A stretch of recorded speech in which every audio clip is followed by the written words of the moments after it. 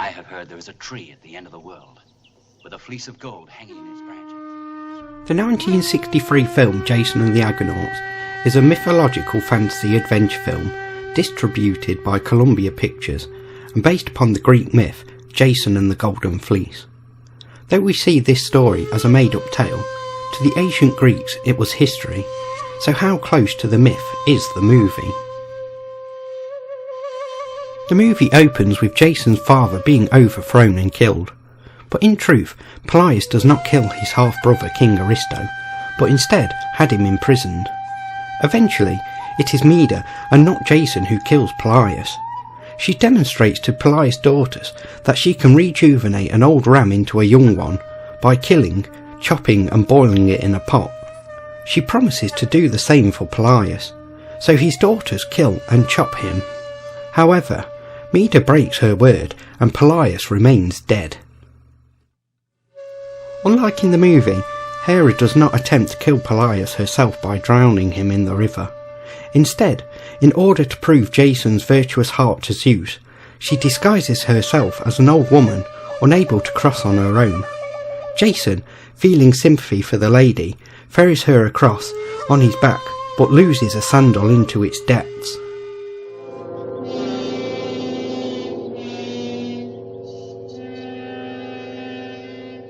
I owe you my life. That was as good a way to...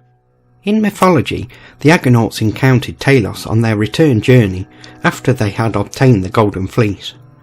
He was defeated not by Jason, but by Medea casting a spell on Talos, causing him to remove the bronze nail from his ankle, which kept the ichor inside.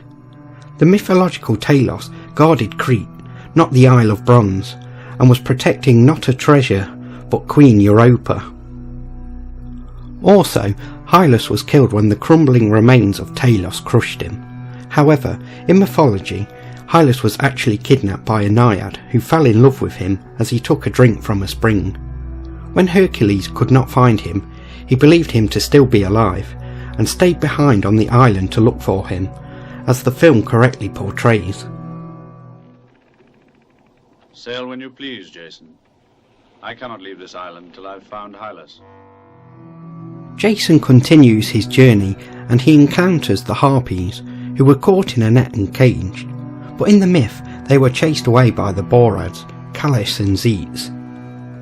In the film, the god Triton saves the Argo from destruction, passing through the clashing rocks. However, according to Apollonius of Rhodes, Phineus instructed Jason to release a dove, and if the bird makes it through, row with all their might, and the goddess Athena provided the extra push to the ship needed to clear them. The Argo darted from the rocks like a flying arrow. Another source is Homer's Odyssey, in which Circe tells Odysseus, "One ship alone, one deep-sea craft sailed clear."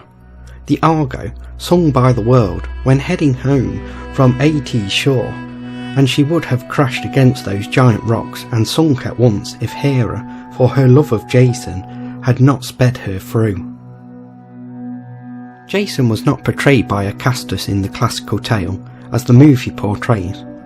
Jason openly told King Aeetes that he had come for the fleece. The king promised Jason could have it if he performed 3 tasks, knowing full well that they were impossible. However, Jason was able to complete the tasks with the help of Medea. Unlike in the film, it was not the Hydra that protected the fleece, but a dragon. Jason did not slay it, but instead Medea cast a spell on it, causing it to fall asleep. Jason stowed the dragon's teeth into the ground, not Aeetes. Jason defeated the dragon's offspring by making them fight among themselves and destroying each other, rather than battling them with his colleagues. One of the 2 Argonauts killed by the skeletons is Castor, who in the Greek mythology would perish much later as a result of a feud with Idas and Lynceus. The other is Phaelrus, who in mythology would also survive the adventures of the Argonauts. The film ultimately omits the story of Medea killing and butchering her own brother to help Jason and the Argonauts escape. Also, the episodes of Cyzicus and Gigane and the Argonauts stay on the Isle of Lemnos. Another admission is that on the way back to Lolcus, Medea prophesied to Euphemus, the Argos helmsman, that one day he would rule Cyrene. This came true through Battus, a descendant of Euphemus. Zeus, as punishment for the slaughter of Medea's own brother, sent a series of storms at the Argo and blew it off course. The Argo then spoke and said that they should seek purification with Circe, a nymph living on the island of Aeneia. After being cleansed, they continued their journey home. Also missing is the Argonauts' encounter with the Sirens.